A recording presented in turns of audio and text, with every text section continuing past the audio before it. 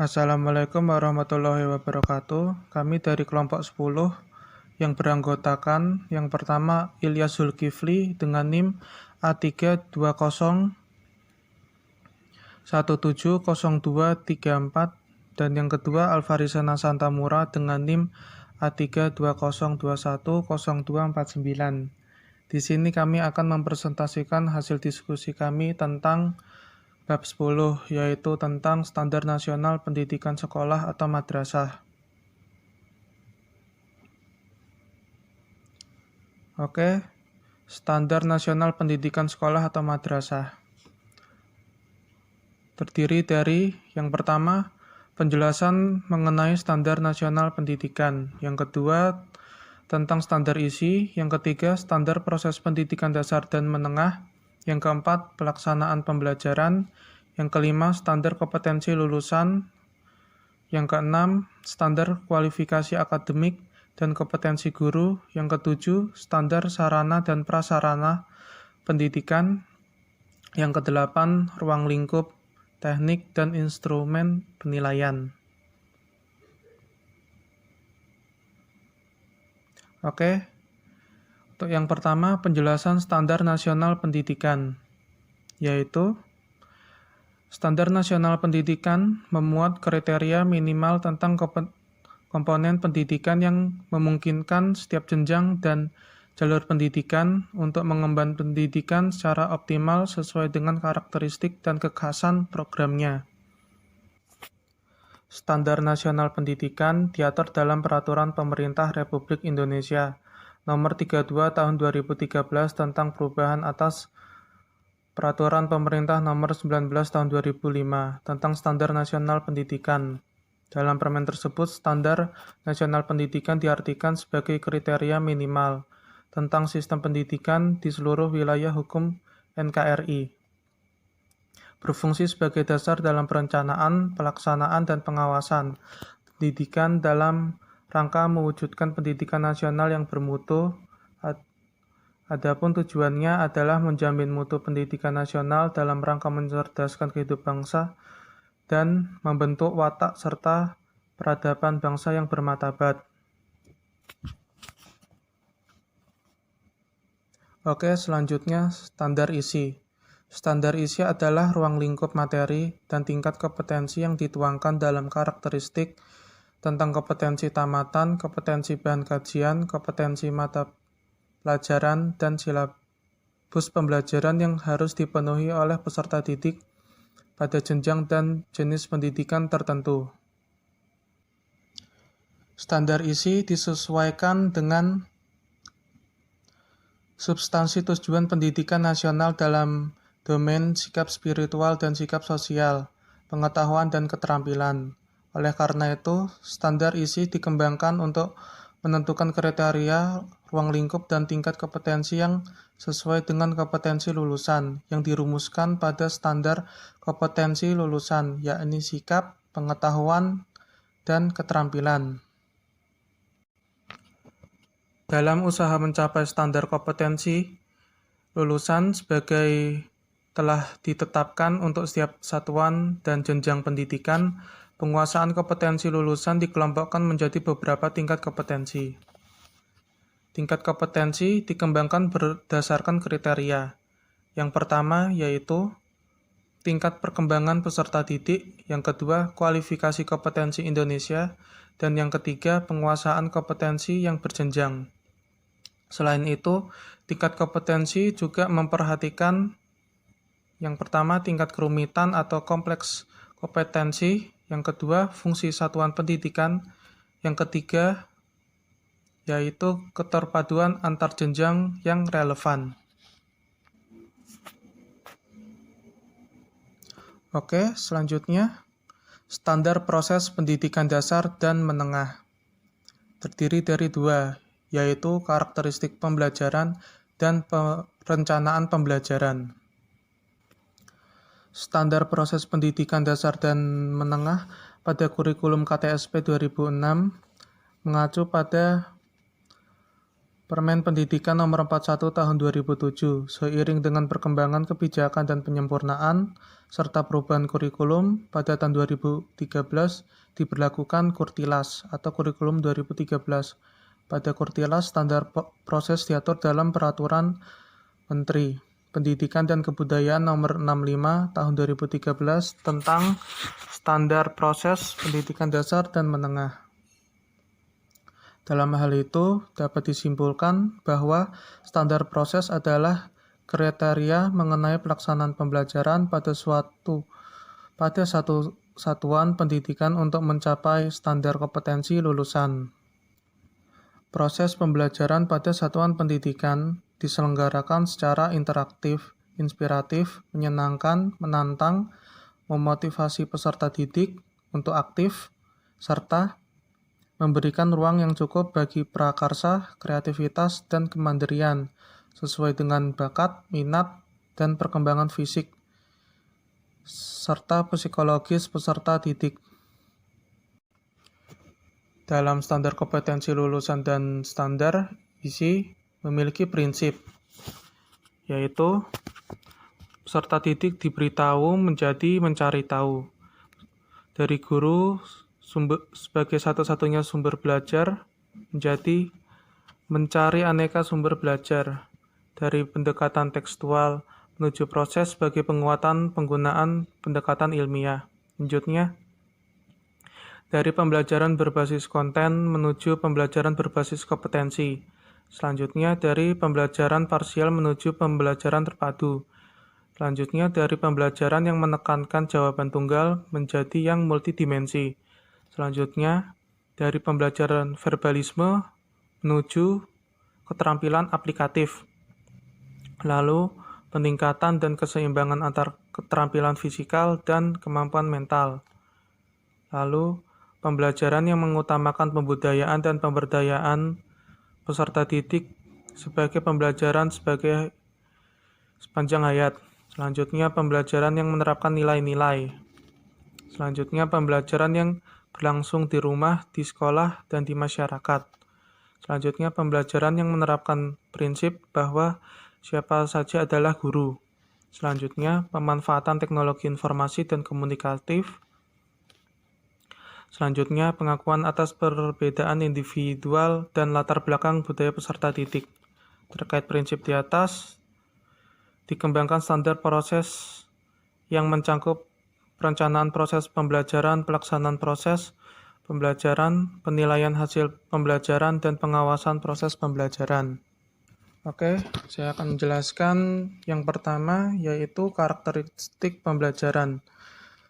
Karakteristik pembelajaran pada setiap satuan pendidikan terkait erat pada standar kompetensi lulusan dan standar isi.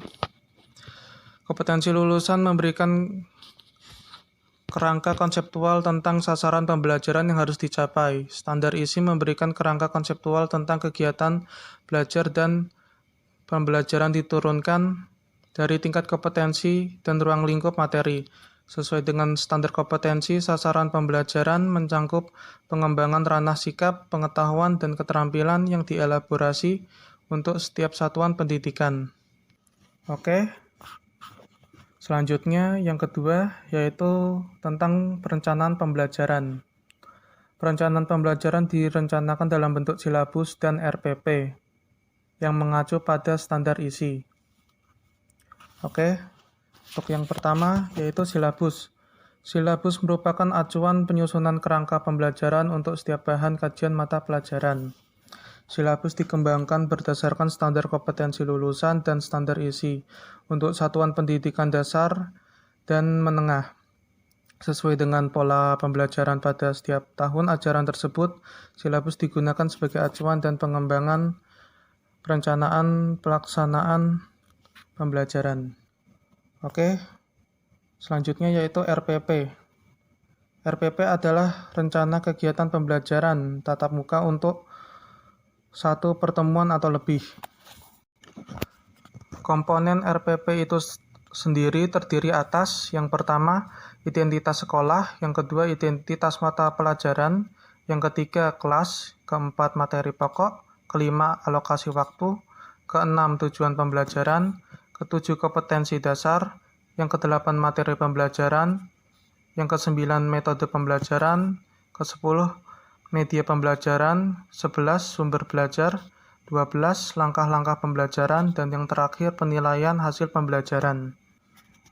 Oke, selanjutnya prinsip penyusunan RPP. Dalam menyusun RPP hendaknya memperhatikan prinsip-prinsip, yaitu yang pertama perbedaan individual peserta didik. Yang kedua, partisipasi aktif peserta didik. Yang ketiga, berpusat pada peserta didik. Yang keempat, pengembangan budaya membaca dan menulis. Yang kelima, pemberian umpan balik. Yang keenam, penekanan pada keterkaitan dan keterpaduan antar KD. Yang ketujuh, mengakomodasi pembelajaran tematik terpadu. Yang kedelapan, penerapan teknologi informasi dan komunikasi. Yang selanjutnya adalah pelaksanaan pembelajaran. Pelaksanaan pembelajaran merupakan implementasi dari RPP, meliputi kegiatan pendahuluan, inti, dan penutup. Kegiatan pendahuluan biasanya guru menyiapkan peserta didik secara psikis dan fisik, kemudian memberi motivasi belajar siswa secara kontekstual sesuai manfaat dan aplikasi materi ajar, kemudian mengajukan pertanyaan-pertanyaan yang mengaitkan pengetahuan sebelumnya dengan materi yang akan dipelajari, lalu menjelaskan tujuan pembelajaran atau kompetensi dasar yang akan dicapai, dan kemudian menyampaikan cakupan materi dan penjelasan uraian kegiatan sesuai silabus. Lalu kegiatan inti ini menggunakan model pembelajaran, metode pembelajaran, media pembelajaran, dan sumber belajar yang disesuaikan dengan karakteristik peserta didik dan mata pelajaran. Lalu kemudian kegiatan penutup. Dalam kegiatan penutup, guru bersama siswa baik secara individual maupun kelompok melakukan refleksi untuk mengevaluasi seluruh rangkaian aktivitas pembelajaran dan hasil yang diperoleh untuk selanjutnya.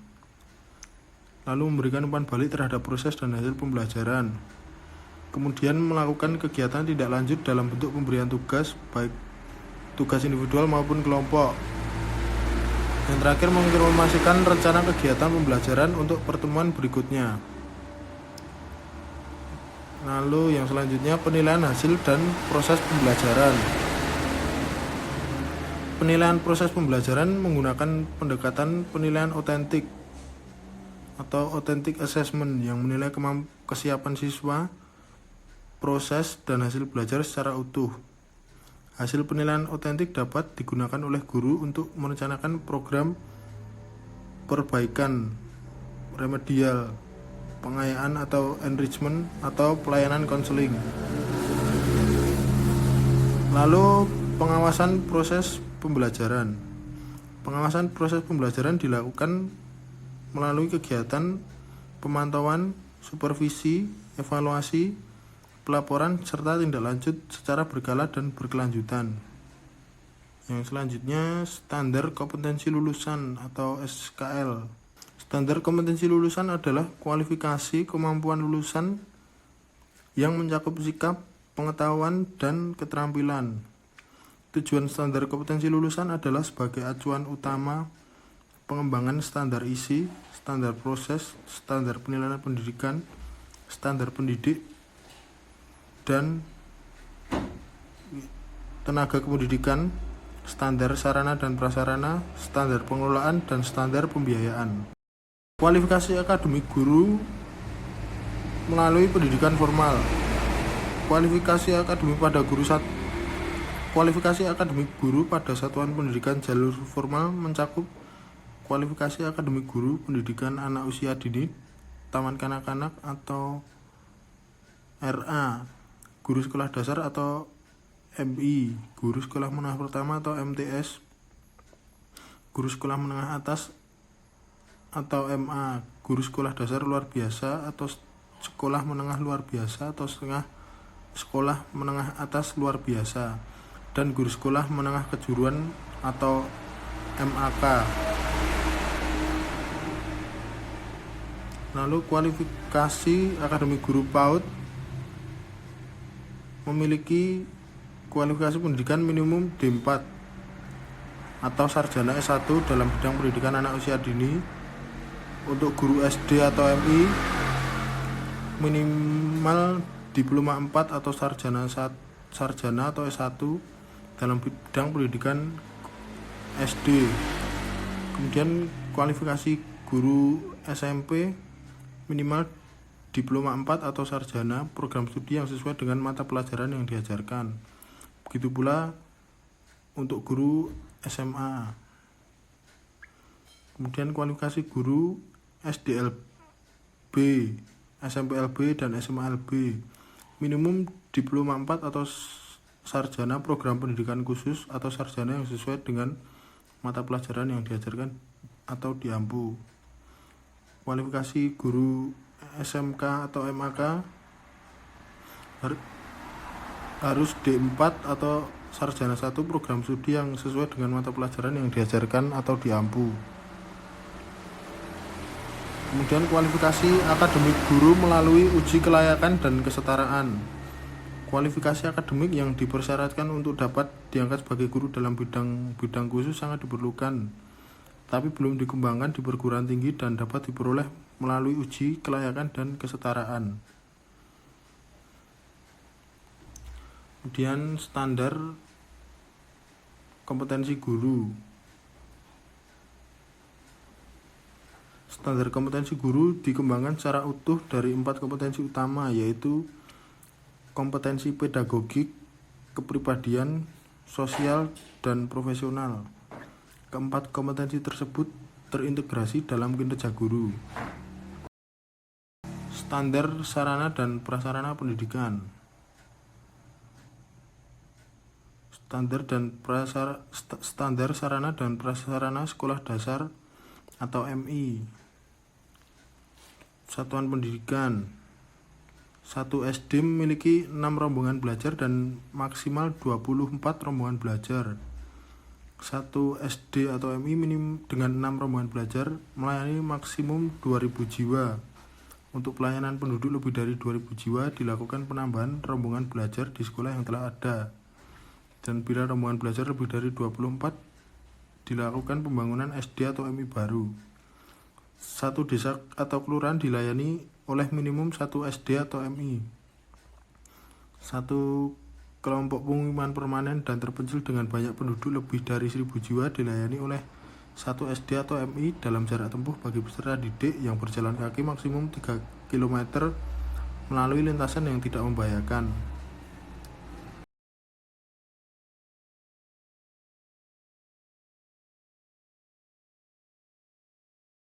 Kemudian standar pengelolaan pendidikan.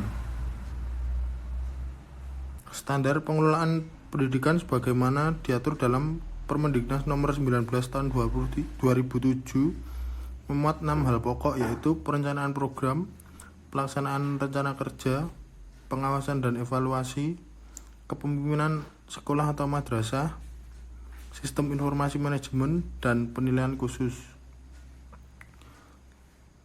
Lalu standar pembiayaan pendidikan. Standar pembiayaan pendidikan adalah standar yang mengatur komponen dan besarnya biaya operasi satuan pendidikan yang berlaku selama 1 tahun. Biaya operasi satuan pendidikan meliputi gaji pendidik dan tenaga kependidikan serta tunjangannya, lalu bahan atau peralatan pendidikan habis pakai. Yang terakhir adalah biaya operasi pendidikan tak langsung berupa daya, air, jasa telekomunikasi, pemeliharaan sarana dan prasarana, uang lembur, transportasi, konsumsi, pajak, serta asuransi atau hal yang lain. Kemudian standar penilaian pendidikan. Ditetapkannya standar penilaian bertujuan untuk menjamin perencanaan penilaian peserta didik sesuai dengan kompetensi yang akan dicapai dan berdasarkan prinsip-prinsip penilaian. Lalu pelaksanaan penilaian peserta didik secara profesional terbuka, edukatif, efektif, efisien, dan sesuai dengan konteks sosial budaya. Lalu pelaporan hasil penilaian peserta didik secara objektif, akuntabel, dan informatif. Standar penilaian pendidik pada kurikulum tingkat satuan pendidikan atau KTSP diatur dalam Permendiknas nomor 20 tahun 2007. Penilaian adalah proses pengumpulan dan pengolahan informasi untuk mengukur pencapaian hasil belajar peserta didik. Kemudian ruang lingkup, teknik, dan instrumen penilaian. Yang pertama, ruang lingkup penilaian. Penilaian hasil belajar peserta didik mencakup kompetensi sikap, pengetahuan, dan keterampilan yang dilakukan secara berimbang sehingga dapat digunakan untuk menentukan posisi relatif setiap peserta didik terhadap standar yang ditetapkan. Cakupan penilaian merujuk pada ruang lingkup materi, kompetensi mata pelajaran, atau kompetensi muatan, atau kompetensi program dan proses. Yang kedua, teknik dan instrumen penilaian. Teknik dan instrumen yang digunakan untuk penilaian kompetensi sikap, pengetahuan, dan keterampilan sebagai berikut. Yang pertama, penilaian kompetensi sikap. Pendidik melakukan penilaian kompetensi sikap melalui observasi, penilaian diri, penilaian teman sejawat oleh peserta didik dan jurnal. Yang kedua, penilaian kompetensi pengetahuan. Pendidik menilai kompetensi pengetahuan melalui tes tulis, tes lisan, dan penugasan. Dan yang ketiga, penilaian kompetensi keterampilan.